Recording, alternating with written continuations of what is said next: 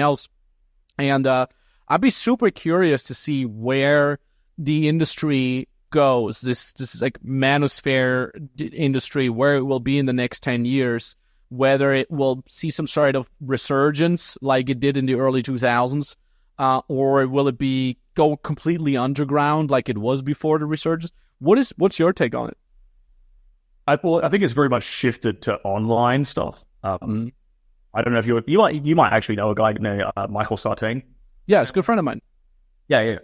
So I think like what he's teaching is kind of like the next that's the next wave of it all. He's teaching like social media game, shall we say, like Instagram presence game, Instagram branding game, I guess, as come up with social circle and status.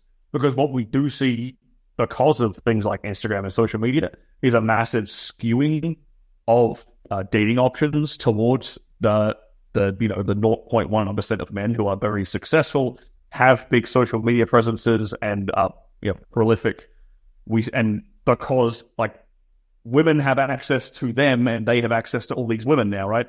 And the average guy doesn't have that level of status and clout. Yeah. So kind of getting ignored, and for all practical purposes, invisible on the dating marketplace now. So I think that's kind of the direction things are definitely heading.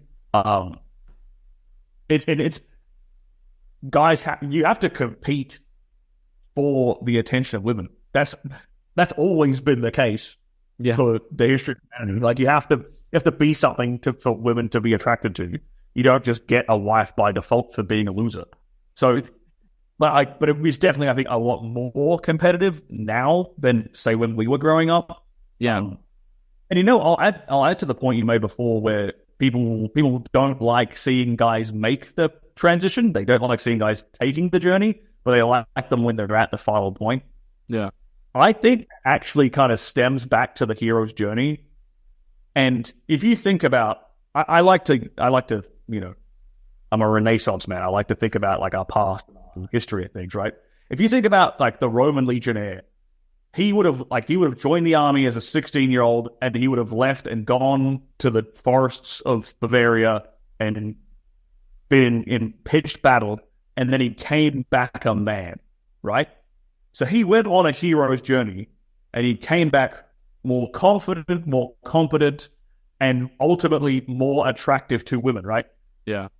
They didn't see the journey because it happened somewhere else. It was out the journey, the process of transformation was out of sight of others.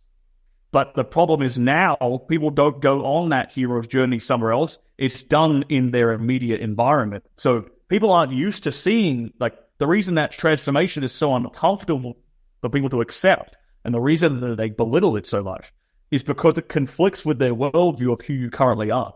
They can't comprehend that, like, if you're changing day by day by day, it's a constant, like, conflict with their worldview. But if you disappear from your hometown, shall we say, for 2 years, and then you come back a successful, changed man, the resistance isn't really there. I've seen that time and time again. Like the comment, like, it's much easier for people to accept when you come back from somewhere else and you're a changed man than them seeing it right in front of their eyes happening on a day-to-day basis. Whew. Man, that was good last words, I would say. And also something I never thought about, that it's the fact that men used to do it outside of everybody's vision. And it was certainly the case for me. I moved to Vienna, worked on myself, and then I was gone in the States working as an unpaid assistant for Owen for RSD. And then also I came back and everybody was like, oh my God. So it very much is a beautiful journey that you can embark on, even as a man, but also as women. Go out there, slay some fucking dragons in foreign, scary countries, and then come back a better fucking person. And then if you can, help the next person out that is about to embark on that journey. Be kind of like a mentor role. I think anybody can be a mentor. As soon as you're 2 to 3 steps ahead of the average person, you can already help other people out. And I mean, you've taken that idea much, much, much further. You've built a huge fucking brand.